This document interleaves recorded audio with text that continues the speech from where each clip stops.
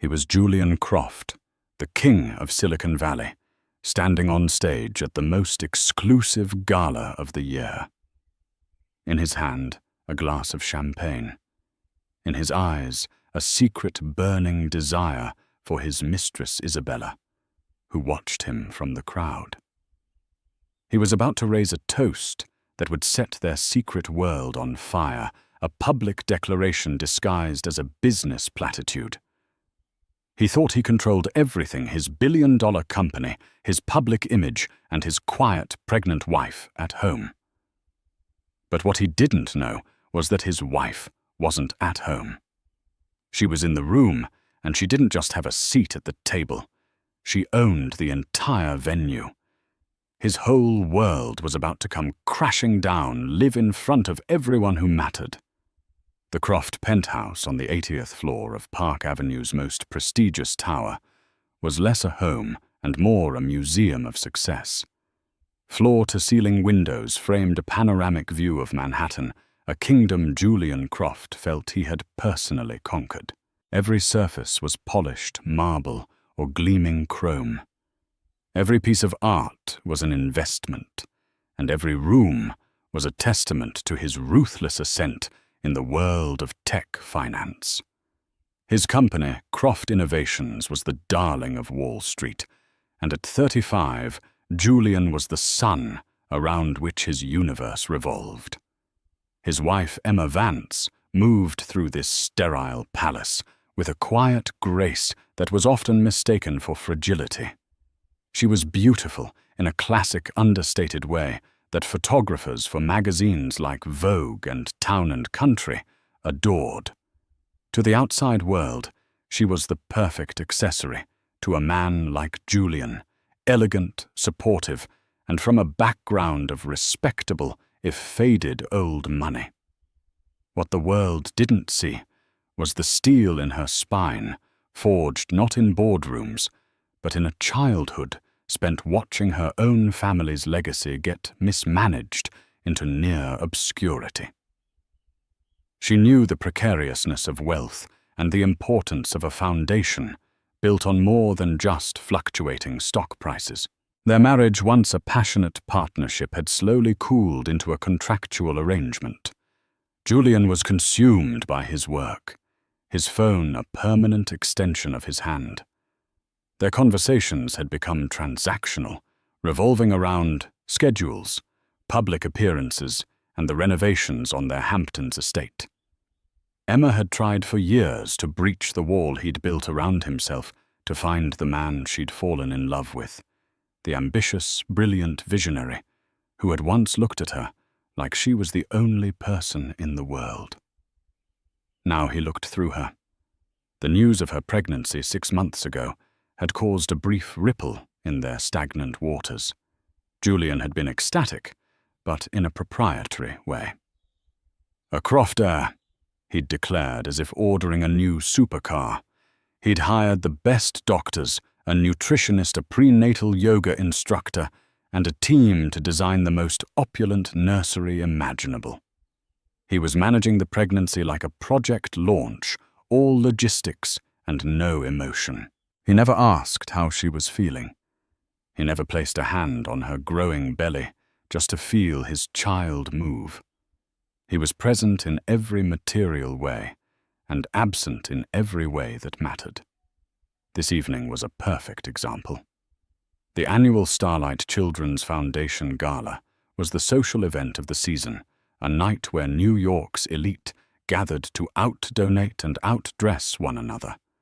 For Julian, it was a prime networking opportunity. For Emma, it was an obligation. "Are you wearing the emeralds?"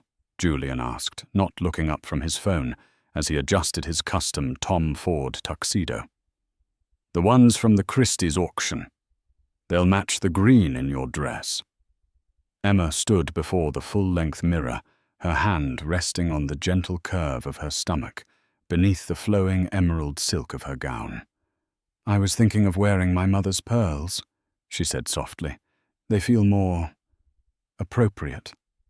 "Nonsense," he dismissed, finally glancing at her. The emeralds make a statement. We need to make a statement tonight. Daniel Carter from Viridian Capital will be there.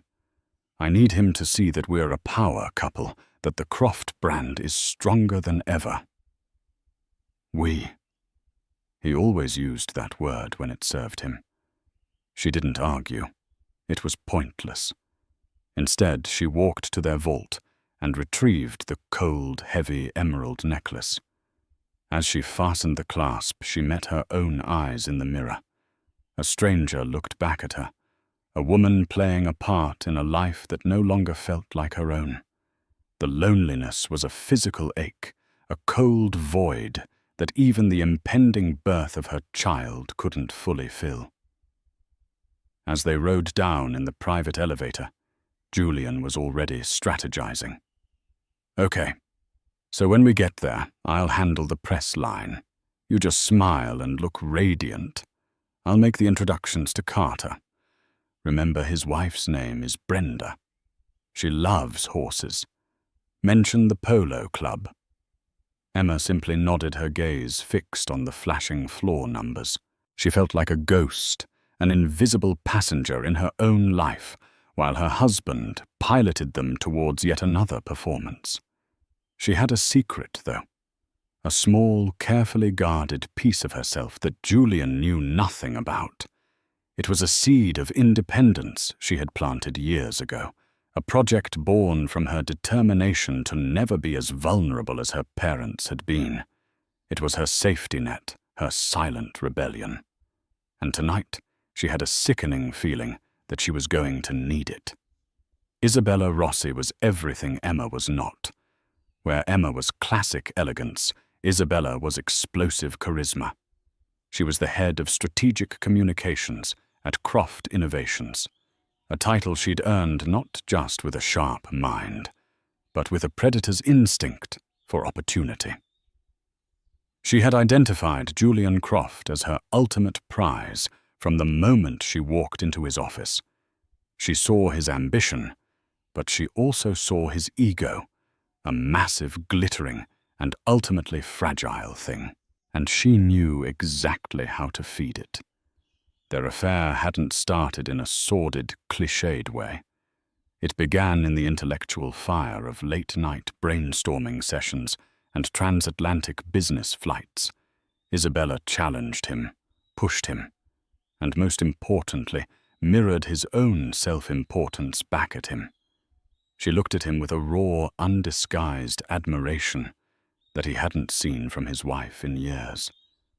She made him feel like a god, while Emma, with her quiet intelligence and subtle questions, sometimes made him feel merely mortal. She doesn't get it, does she? Isabella would murmur, her crimson-nailed fingers tracing the rim of her wine glass as they sat in a secluded corner of a private club after a triumphant deal closing. Emma, she doesn't understand the pressure you're under, the sacrifices you make. Julian, basking in the glow of her worship, would sigh. She's from a different world. She thinks signing a check at a charity lunch is doing her part. She doesn't understand what it takes to build something, to fight for it every single day. It was a narrative Isabella carefully cultivated. She painted Emma as a relic, a beautiful but outdated piece of his old life, while she was the future. She was his true partner, the one who could stand beside him, not just on a red carpet, but in the trenches of corporate warfare. Their trysts were reckless, a testament to Julian's soaring arrogance. They used the company's corporate apartment in south of Houston Street, a place so obviously tied to him that it was an act of pure hubris. He bought her gifts, a Cartier bracelet, a limited edition Dior handbag, justifying them as performance bonuses on company expense reports that he personally approved. He was so confident in his power, so certain of his control, that he believed himself untouchable. The plan for the Starlight Gala was Isabella's masterpiece of manipulation. She knew Julian was being honored with the Innovator of the Year award. It was her idea that he use his acceptance speech to subtly cement her importance. "Don't mention me, of course," she'd said, her voice a seductive purr over the phone a week earlier. "But you could talk about inspiration, about a new dynamic partnership that has invigorated your vision. Everyone in our inner circle will know who you mean. It will be our secret shouted from the rooftops." Julian loved it. It was daring a thrill. It was a way of acknowledging her, of binding her to him in the most public of forums without raising any overt suspicion. He was so caught up in the fantasy and the intoxicating game of it all that he failed to see the danger. He failed to see anything beyond his own reflection in Isabella's adoring eyes. A few days before the gala, he made a critical mistake. After an afternoon tryst at the South of Houston Street apartment, Isabella had playfully sprayed some of her signature perfume, a rare and potent scent from a niche Parisian perfumer called Sang Noir, onto his cashmere scarf. "So you can think of me on your flight to London," she'd whispered. Julian, distracted by an urgent call from his London office, had forgotten about the scarf. He'd arrived home late, tossing it onto the valet tray in their shared dressing room, before heading straight to his home office. He didn't see Emma pause as she walked past, her brow furrowing. She recognized the scent. It wasn't hers. It wasn't the generic scent of a flight attendant or a colleague. It was distinctive, expensive, and deeply intimate. It was the scent of another woman. For a moment, the polished marble floor seemed to sway beneath her feet. It wasn't a suspicion anymore. It was a cold, hard certainty that settled in her chest like a shard of ice. Her husband, the father of her unborn child, was having an affair. The quiet sadness she had lived with for years instantly hardened into something else, a cold, crystalline fury. She picked up the scarf, holding the evidence in her hand. The ghost in the gilded cage finally had a reason to fight back. The scent on the scarf was the first thread. Emma, methodical and precise, knew that pulling it would unravel the entire tapestry of lies Julian had woven. She didn't cry. She didn't scream or throw things. The Vances, for all their financial mismanagement, had instilled in her one invaluable trait: composure under fire. Panic was a luxury she couldn't afford. She began her investigation with the quiet, devastating efficiency of a forensic accountant. The scarf was the starting point. The perfume Sang Noir was her first clue. A quick search revealed there was only one boutique in New York that sold it, a ridiculously exclusive shop on Madison Avenue. The next morning, dressed in elegant but unassuming clothes, she visited the store. Feigning interest in the fragrance, she casually asked the sales associate if it had become popular recently. "Oh, it's having a moment," the woman gushed. "A top executive over at Croft Innovations bought a bottle just last month. A stunning brunette, Isabella Rossi. She said it was her new signature." The name hit Emma with the force of a physical blow. Isabella Rossi. The brilliant, ambitious head of communications Julian couldn't stop praising. The woman he claimed was essential to the company's new global strategy. Emma had met her twice at company functions. She remembered the woman's sharp intelligence and the way her eyes lingered on Julian a second too long. Her heart hammered against her ribs, but her face remained a mask of polite interest. She thanked the associate and left the store. The betrayal was no longer an abstract concept. It had a name and a face. Back in the sterile silence of the penthouse, she moved to the next step. Julian's hubris was her greatest weapon. He believed she was technologically illiterate, someone who used her tablet only for online shopping and charity correspondence. He had no idea she'd taken advanced courses in data security and digital forensics, a private hobby born from her interest in protecting her own investments. She started with the family's shared cloud account, which Julian used carelessly for backing up his devices. Tucked away in a mislabeled folder was a treasure trove of receipts, expense reports from fancy restaurants she'd never been to, hotel bookings for business trips on weekends, and most damningly the credit card statement with a charge from the Madison Avenue perfume boutique. But there was another charge that caught her eye, a recurring monthly payment for a corporate apartment in south of Houston Street. An apartment she'd never heard of. The pieces were clicking into place with sickening speed. She felt a wave of nausea that had nothing to do with her pregnancy. This wasn't a fleeting mistake. This was a systematic, calculated deception, a parallel life. That evening she knew she needed help. Not a divorce lawyer, not yet. She needed counsel. She called Mr. Alistair Finch, her family's long-time advisor, and the executor of the trust her grandfather had established for her decades ago. Alistair was a shrewd, old-world gentleman who had seen Emma grow up. He was fiercely loyal and had always been wary of Julian's flashy ambition.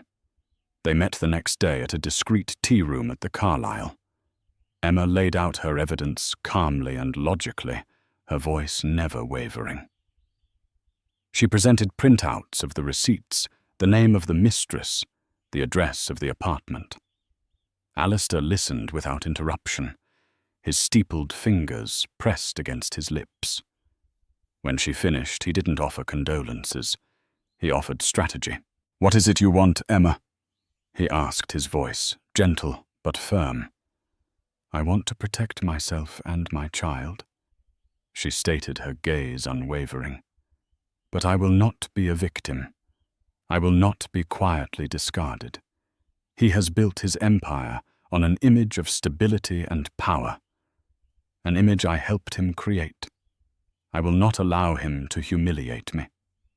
Alistair nodded slowly. "Your grandfather was a brilliant man, Emma.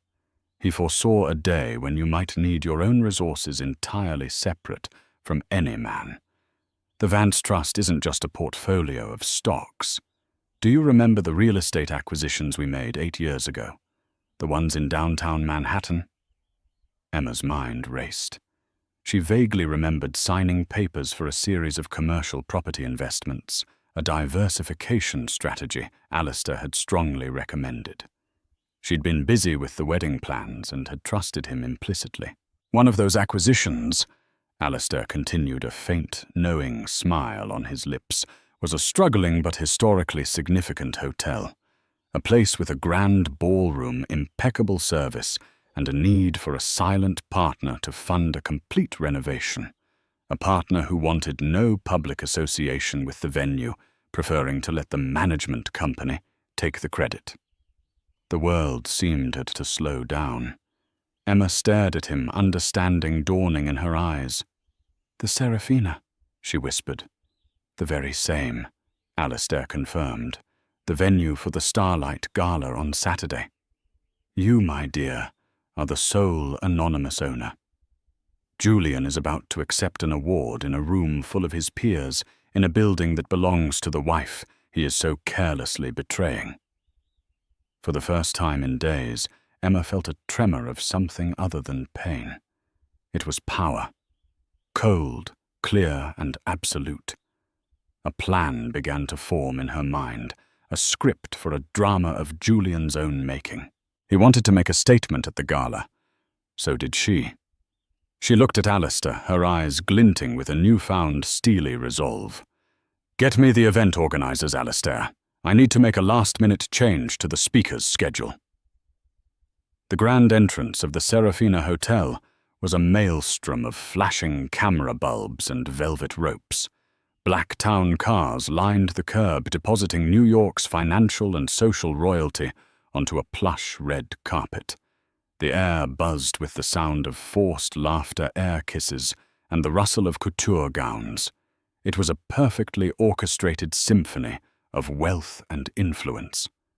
Julian Croft stepped out of his Maybach and into the light, a conquering hero returning to his court. He was electric, his smile wood and confident, his eyes scanning the crowd for important faces. He turned and offered a hand to Emma, a perfunctory gesture of a man playing his part. Emma emerged, and a hush fell over the photographers.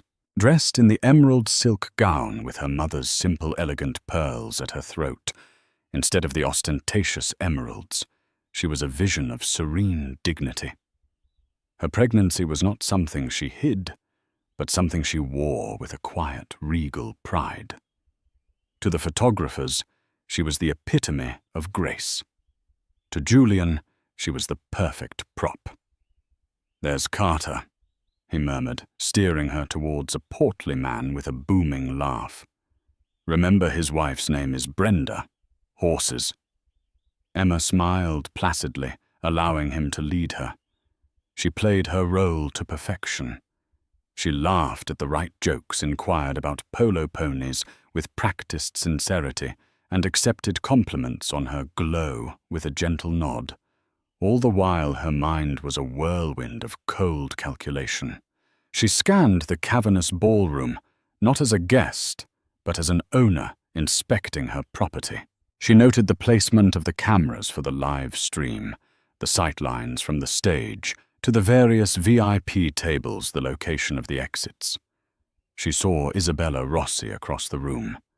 She was holding court near the main bar, dressed in a stunning form-fitting crimson gown that screamed for attention.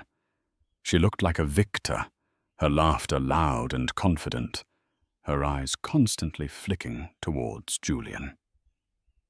At one point, their gazes met across the crowded room. Julian gave a subtle, almost imperceptible nod.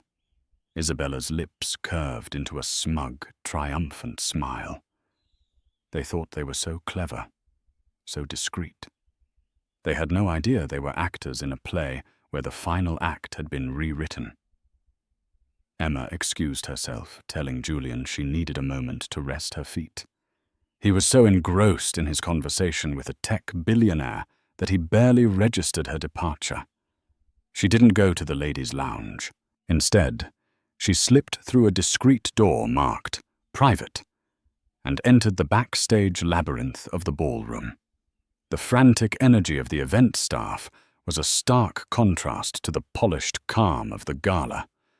Headset-wearing stage managers and scurrying assistants rushed past her. One of them, a young woman with a clipboard, stopped short. "Ma'am, you can't be back here. It's all right," a familiar voice said. Mr. Alistair Finch, looking distinguished in his tuxedo, stepped out from the shadows. "She's with me." He turned to Emma. "Everything is in place. The event host, MC David Miller, has been briefed.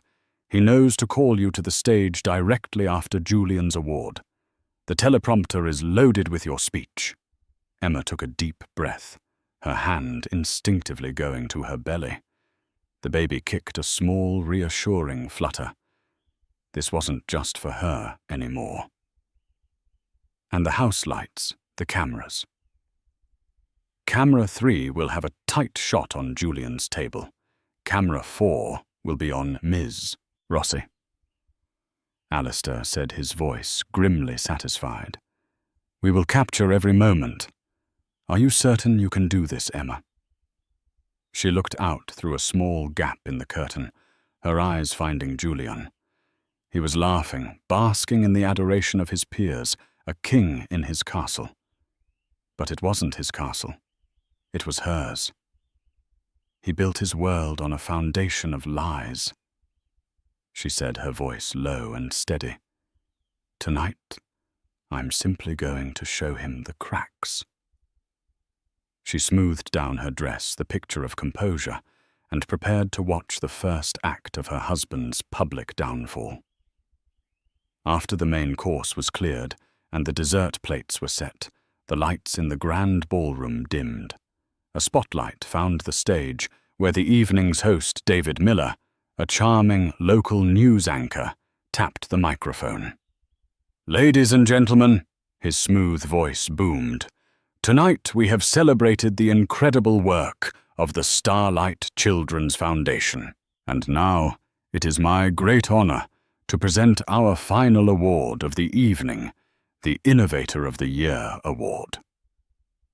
A polite, expectant applause rippled through the room. This year's recipient is a man whose name is synonymous with success. David continued reading from his cue cards. A visionary who has reshaped the landscape of financial technology. He is the founder and CEO of the unstoppable Croft Innovations. Please join me in welcoming to the stage Mr. Julian Croft. The applause was thunderous this time. Julian rose from his seat, basking in it. He kissed Emma on the cheek, a chaste, performative gesture for the cameras, and whispered, "Watch this." He strode to the stage with the easy confidence of a man who believed the world was his for the taking. He accepted the heavy crystal award, shaking David's hand and giving the audience a dazzling smile. He waited for the applause to die down, his eyes sweeping the room, taking in the sea of powerful faces all focused on him. He felt invincible. "Thank you." He began, his voice resonating with practiced charisma. "Thank you, David, and thank you to the board of the Starlight Foundation. It's a true honor." He launched into a well-rehearsed speech, thanking his mentors, his board of directors, and his unbelievably talented team. Emma watched from her table, her heart beating a slow, steady rhythm. She kept her expression neutral, a mask of wifely pride. She could feel the eyes of those at her table, the other corporate spouses watching her, their faces a mixture of envy and admiration. They had no idea. Julian was nearing the end of his speech. He set the award down on the lectern and picked up his glass of champagne. "Success is not a solitary journey," he said, his voice dropping to a more intimate, conspiratorial tone. "It requires vision, yes, it requires relentless hard work. But more than anything, it requires inspiration. It requires finding a spark that can light a fire." He paused, letting the words hang in the air. His eyes left the general audience and scanned the room until they locked directly onto Isabella Rossi's. Her face was illuminated, her red dress a beacon in the dimly lit room. She leaned forward, her expression rapt, a triumphant glint in her eyes. This was her moment. "Recently," Julian continued, a small, secret smile playing on his lips, "I've been fortunate enough to forge a new dynamic partnership. A partnership that has challenged me, pushed me, and brought a level of innovation and passion to my work that I haven't felt in years." A subtle murmur went through the crowd. Those in Julian's inner circle, his executives, his rivals, the gossip columnists who knew the whispers understood the code. Daniel Carter, Julian's CFO, sitting at the table, shifted uncomfortably in his seat, a look of deep unease on his face. He knew about the affair and had warned Julian to be discreet. This was the opposite of discreet. This was a public declaration. Emma didn't flinch. She kept her serene smile perfectly in place, even as she felt 100 pairs of eyes discreetly flicker towards her, gauging her reaction. They were looking for a crack, a hint of humiliation. She gave them nothing. Julian raised his glass higher, his gaze still fixed on his mistress. "This partnership is the future. So I want to propose a toast," he declared, his voice ringing with arrogance and misplaced passion. "To bold new beginnings, to the partnerships that truly inspire us, to the future." He drank deeply from his glass. Isabella, seated at her table across the room, discreetly raised her own glass in a silent, reciprocal toast. Her victory felt complete. She had been acknowledged in front of the world by the man she was going to take from his clueless, pregnant wife. Julian turned his speech finished, expecting another wave of thunderous applause. But the response was more muted this time, colored by confusion and whispered speculation. The air in the room had shifted. It was thick with tension, with the delicious, scandalous drama that the city's elite craved more than any dessert. Julian, high on his own audacity, was oblivious. He walked off the stage, feeling like the king of the world, completely unaware that his coronation was about to become an execution. As Julian returned to his table, flush with victory, David Miller stepped back to the lectern. The applause for Julian faded, replaced by an expectant silence. "Thank you, Julian, for that passionate speech," David said, with just a hint of professional ambiguity. "And now, ladies and gentlemen, we have a surprise addition to our program. It's not often we get to hear from the people who work tirelessly behind the scenes, the silent patrons who make an evening like this, in a venue like this, possible." Julian, who had just taken a sip of water, paused, his brow furrowed in confusion. This wasn't on the schedule. He glanced around, looking for a cue. The Serafina Grand Ballroom is more than just a venue. It's a New York landmark, recently restored to its breathtaking glory. David continued, his voice building with theatrical flair. "Tonight we are privileged to have the quiet benefactor, the driving force behind that restoration, and the sole owner of this magnificent establishment with us. Ladies and gentlemen, please join me in giving a warm welcome to the stage, Ms. Emma Vance." A collective audible gasp swept through the ballroom. It was a sound of pure, unadulterated shock. 1,000 heads swiveled in unison, first toward the stage, then to Julian's table, then back again. Julian froze. The smile melted from his face, replaced by a mask of slack-jawed disbelief. His mind short-circuited. Emma Owner. It wasn't possible. He looked at his wife, truly looked at her for the first time all night, and saw not the quiet, compliant woman he thought he knew, but a stranger with eyes of polished steel. Across the room, Isabella Rossi's triumphant expression curdled into one of horrified confusion. The color drained from her face, her crimson dress suddenly looking garish and cheap. The blood was roaring in her ears. Emma rose from her seat with a poise that defied the chaos erupting around her. She gave Julian a small, cold smile that didn't reach her eyes, a smile that said, "You have no idea what's coming." She walked towards the stage, her every step deliberate and graceful. The spotlight followed her, bathing her in a halo of golden light. The room was so quiet, you could hear the clinking of ice in a forgotten cocktail glass. She reached the lectern and adjusted the microphone, her hand steady. She didn't look at Julian or Isabella. She looked out at the audience, at the powerful men and women whose respect Julian so desperately craved. "Good evening." She began, her voice calm and clear, carrying to every corner of the vast room. "I apologize for the unscheduled interruption. I've always believed that the best work is done quietly, without the need for applause. But tonight, I was moved by the theme of partnership." Her eyes flickered for a brief second toward Julian. He looked like he'd been turned to stone.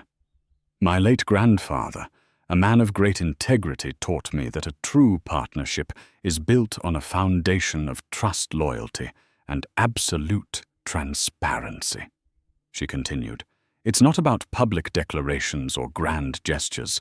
It's about the quiet, unseen work of building something solid, something that can withstand any storm. It's about protecting your investments and, more importantly, your integrity." Every word was a perfectly sharpened dart, aimed with lethal precision. She never raised her voice, but her message was a thunderclap. The audience was transfixed, hanging on her every syllable. This was no longer a charity gala. It was a public execution, and they had front-row seats. "In honor of my grandfather's legacy," Emma announced, her voice ringing with newfound authority, "I am pleased to announce the creation of a new initiative funded by the profits of this hotel. It will be called the Vance Grant for Integrity in Business. It will award seed money to young entrepreneurs whose business models are predicated not just on profit, but on ethical conduct and transparent partnerships." The implication was brutally clear. She was creating a foundation that stood for everything Julian and Isabella's sordid affair did not. Then she delivered the final devastating blow. She looked directly at Daniel Carter, Julian's CFO, and the representative of their largest investors. The Vance Trust has always been a silent but significant investor in a number of promising ventures, she said, her voice dropping slightly. "We believe in backing winners. We also believe in cutting our losses when a partner's vision no longer aligns with our principles of trust and stability. As of tomorrow morning, my advisors will be in touch with the board of Croft Innovations to discuss a full re-evaluation of our financial position and all associated contracts." She paused, letting the weight of her words settle like a shroud over the room. She had just publicly threatened to pull millions of dollars of backing capital that was intrinsically tied to her family name and influence, a connection Julian had leveraged for years while conveniently forgetting its source. She gave the audience a final serene smile. "Thank you for your time. Please enjoy the rest of your evening." And with that, she turned and walked off the stage, leaving behind a scene of absolute carnage. The whispers exploded into a roar. Photographers, smelling the biggest society scandal in a decade, rushed forward, their flashes firing like machine guns. Julian was left sitting at his table alone, the crystal award in front of him looking like a tombstone. His face was ashen, his empire, his reputation, and his life crumbling to dust around him, all in the time it took for his quiet, underestimated wife to give a speech. The moment Emma stepped off the stage, the carefully constructed world of Julian Croft shattered into a million pieces. The ballroom moments ago, a picture of elite decorum, devolved into chaos. Society columnists were frantically typing into their phones, their eyes wide with predatory glee. Investors were huddled in tight, panicked circles, their voices low and urgent. Julian jolted from his stupor, scrambled to his feet. He had to get to Emma to fix this, to manage it. He pushed through the crowd, his face a mask of desperate fury. "Emma!" he called out, his voice raw. As he reached the edge of the stage, two large, impeccably dressed men stepped in his path. They were part of the hotel's executive security team, and their expressions were polite but unyielding. "Mrs. Vance does not wish to be disturbed, Mr. Croft," one of them said, his voice calm but absolute. He looked past them and saw Emma, flanked by Alistair Finch, disappearing through a private exit. She didn't look back. His eyes darted around the room, searching for Isabella. He found her being swarmed by a pack of reporters. "Ms. Rossi, were you the dynamic partnership Mr. Croft was referring to? Is it true you're the reason for the Croft divorce? What's your comment on Mrs. Vance's announcement?"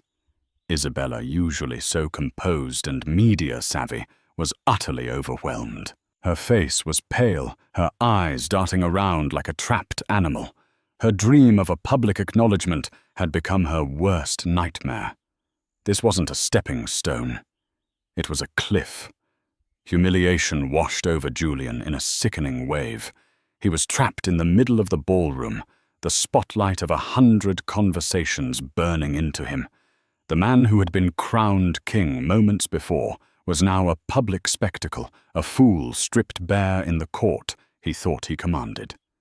His Innovator of the Year award sat abandoned on his table, a worthless piece of glass. He turned and fled. Pushing past shocked onlookers, escaping into the cold Manhattan night, a titan reduced to a fugitive from his own life. The next morning, the fallout was swift and brutal. The story was everywhere: the New York Times, the Wall Street Journal, and every gossip blog on the internet. The Serafina speech, they called it. Wife of tech mogul owns venue torpedoes, husband's empire at Gala. The stock for Croft Innovations plummeted in pre-market trading. Daniel Carter, the CFO, called an emergency board meeting. By noon, the board had invoked the morality clause in Julian's contract and demanded his immediate resignation. The investors Emma had so calmly addressed were pulling out in droves, spooked by the instability and the public scandal. A courier arrived at the silent, empty penthouse that afternoon. Julian, who hadn't slept, signed for the envelope with a trembling hand. Inside were divorce papers filed that morning, citing adultery. Also inside was a detailed financial statement prepared by Alistair Finch's firm. It outlined with surgical precision every asset tied to the Vance Trust and Emma's personal holdings. It turned out that the seed money for Croft Innovations, which Julian had always claimed he'd raised himself, had been funneled to him through a blind LLC controlled by Emma's trust.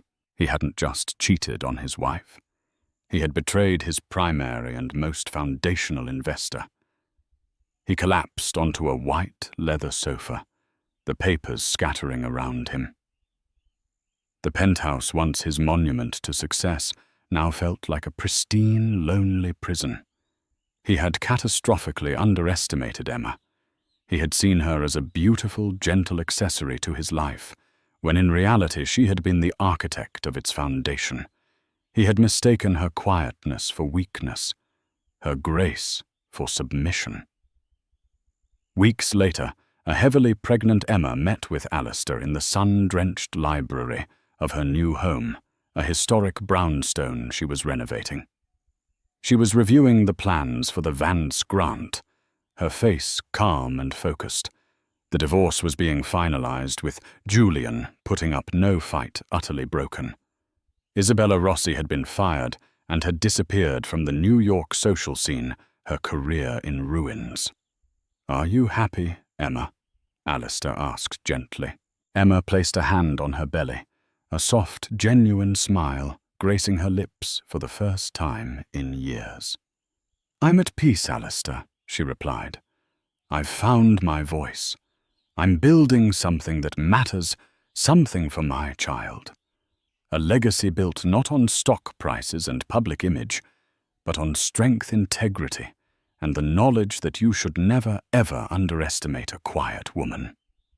She was no longer a ghost in a gilded cage. She was the master of her own house, and she was finally free. 5 years had passed since the night of the Starlight Gala.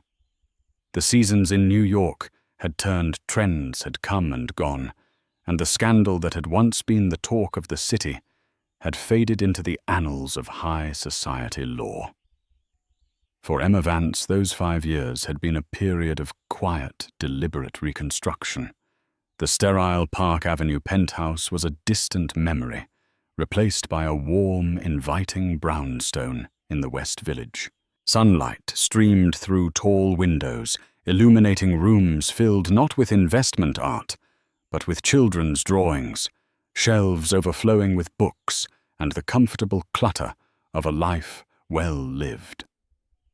The silence here was not the oppressive emptiness of her former home, but the peaceful hum of contentment, occasionally punctuated by the joyous laughter of her 4.5-year-old daughter, Lillian Grace Croft. Lily was the center of Emma's universe, a bright, inquisitive child with her mother's thoughtful grey eyes and a spark of the ambition that had once defined her father.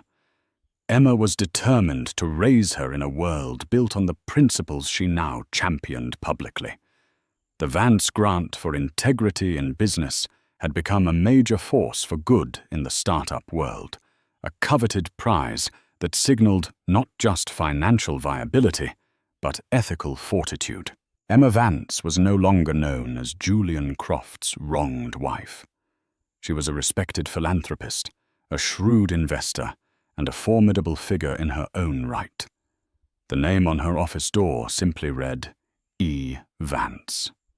Her life was ordered calm and fulfilling. The ghosts of the past had been laid to rest, or so she believed. The call came on a crisp autumn afternoon. Emma was in her home office reviewing applications for the next round of grants when her private line buzzed. The caller ID showed a name she hadn't seen in years.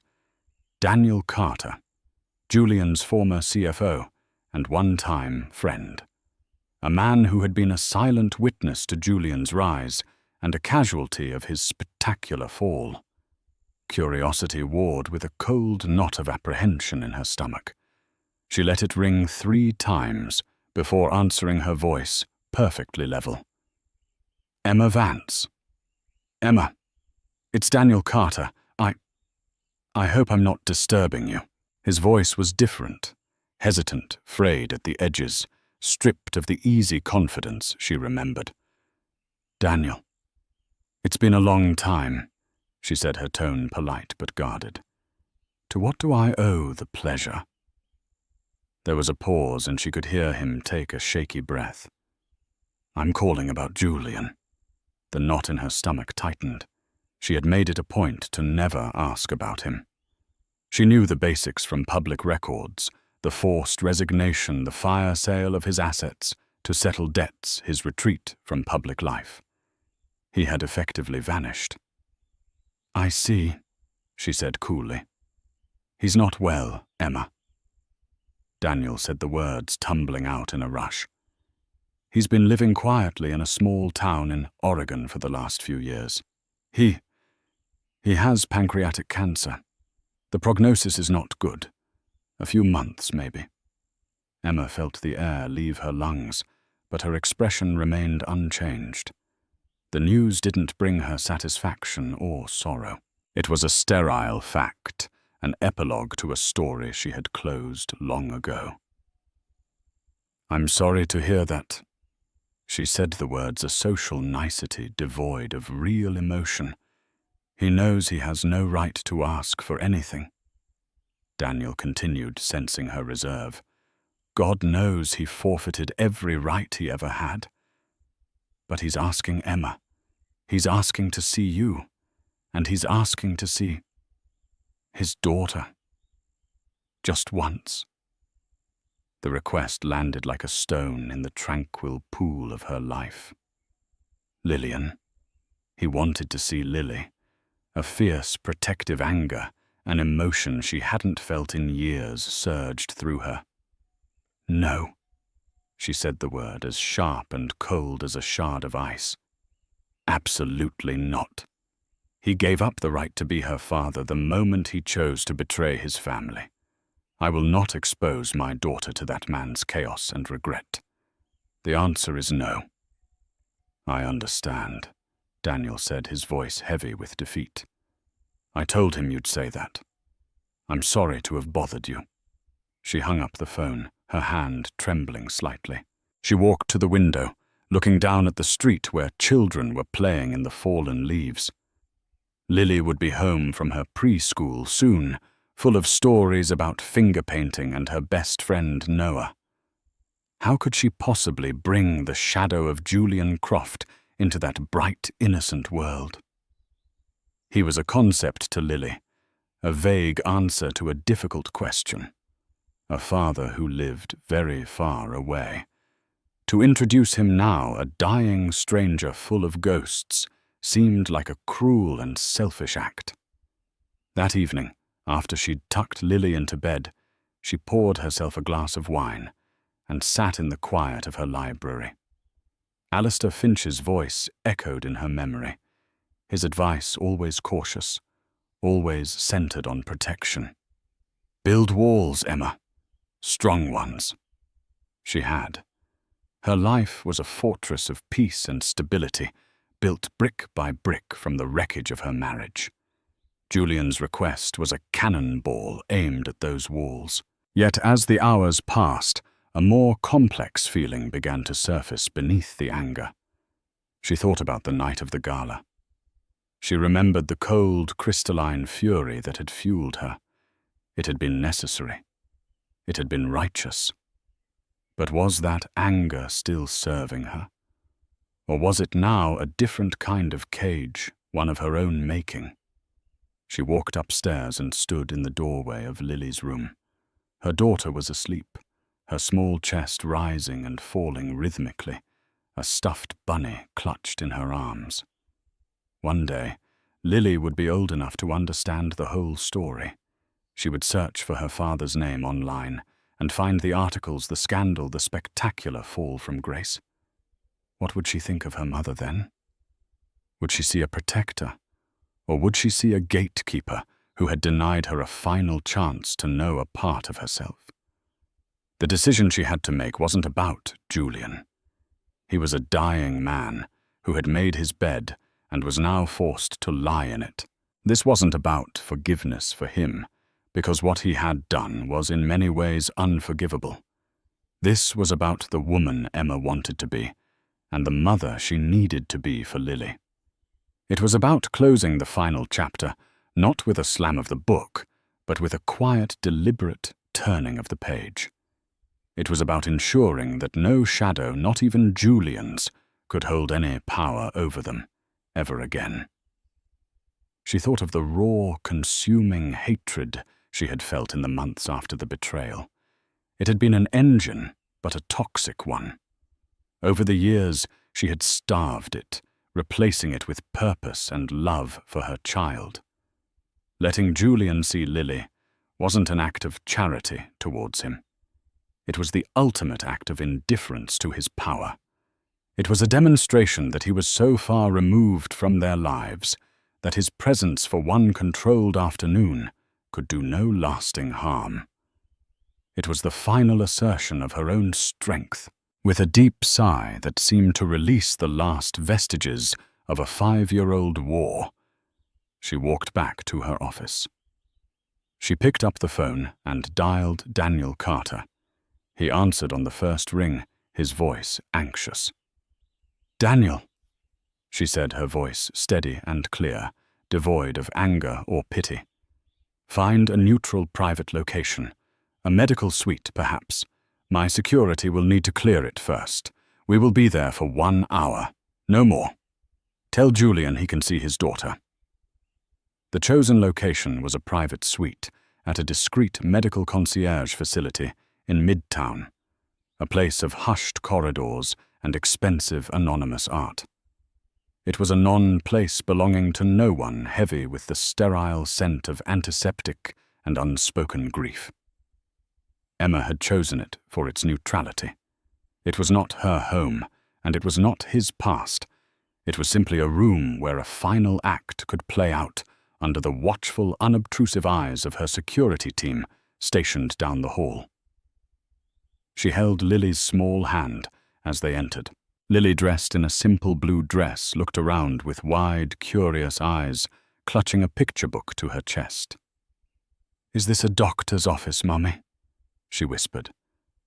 "It's just a quiet place to meet someone." Emma answered softly, her voice a calm anchor in the tense silence. Julian was already there, seated in an armchair near the window. The sight of him was a physical shock. The 5 years and the aggressive illness had stripped him bare. The arrogant, charismatic titan who had commanded boardrooms and galas was gone, replaced by a frail, gaunt stranger. His expensive suit hung loosely on his skeletal frame, and his once sharp face was sallow and sunken. The only recognizable feature was the piercing intelligence that still burned in his eyes, now shadowed by pain and a profound, bottomless regret. He struggled to his feet as they entered, a flicker of his old pride, warring with his body's weakness. His eyes met Emma's, and in that single glance, an entire history of love, ambition, betrayal, and ruin passed between them. There was no anger left in her, only a vast, desolate pity. "Emma." He rasped, his voice thin. She simply nodded. "Julian." His gaze then fell upon Lily, who was peeking out from behind her mother's leg. A look of pure, unadulterated wonder transformed his face. It was the awe of a man witnessing a miracle he had no right to see. He sank back into his chair, a concession to his frailty. "Hello, Lillian," he said softly. Emma gave her daughter a gentle nudge. "Lily, this is Julian. He's your father." Lily took a hesitant step forward. She looked from the man in the chair to her mother, seeking reassurance. Emma gave a small, encouraging smile. Lily walked closer and held out her picture book. "It's about a bear who gets lost," she offered. A tear traced a path down Julian's hollowed cheek. He wiped it away with a trembling hand. "I'd like that," he said. He patted the space on the floor beside his chair. For the next 45 minutes, Emma stood by the window, a silent observer as her daughter sat on the floor and narrated the story of the lost bear to the father she had never known. Lily, with the unburdened innocence of a child, was simply sharing her world. Julian listened with an intensity that was almost painful to watch, his eyes never leaving her, memorizing the shape of her face, the sound of her voice, the way her hair fell across her forehead. He was a starving man, being granted a final feast for his soul. When the book was finished, he reached into a bag beside his chair and pulled out a small, simply wrapped gift. It was a wooden music box. He showed Lily how to turn the crank, and a gentle, sweet melody filled the room. "It's for you," he whispered, "so you'll have a little music." As the hour drew to a close, a discreet knock came from the door Emma's security head. It was time. Emma walked over and gently touched Lily's shoulder. "We have to go now, sweetie." Lily looked at Julian. "Bye-bye," she said, as easily as if she were leaving a playground. Julian's composure finally broke. He covered his face with his hands, his shoulders shaking with silent sobs. Emma stood for a moment, then leaned down and spoke, her voice low and devoid of malice. "She's happy, Julian. She is loved, and she is safe. You can let go knowing that." He looked up, his eyes red-rimmed but clear. "Thank you, Emma," he whispered. It was an absolution, an acknowledgement, a final concession. "Thank you." Emma took Lily's hand and walked out of the room without looking back, leaving the ghost of her past to face his end alone. As the door clicked shut behind them, she felt the last chain to her old life fall away. Not with a crash, but with a quiet, final peace. And so the king was dethroned, not by a rival in the boardroom, but by the queen he left forgotten in his own home. Emma Vance proved that the most powerful revenge isn't loud and destructive, but quiet, strategic, and utterly devastating. She didn't just leave her husband. She reclaimed her story, her power, and her future, all in one unforgettable night. What do you think? Was Emma's public unveiling an act of perfect justice or a step too far? What would you have done in her position? Let us know your thoughts in the comments below. We read every single one. If you were captivated by this story of strength and consequence, please hit that like button. It really helps our channel grow. Share this video with someone who needs a reminder that they are more powerful than they think. And most importantly, subscribe and ring that notification bell so you never miss another story where the underestimated finally get their day. Thank you for listening.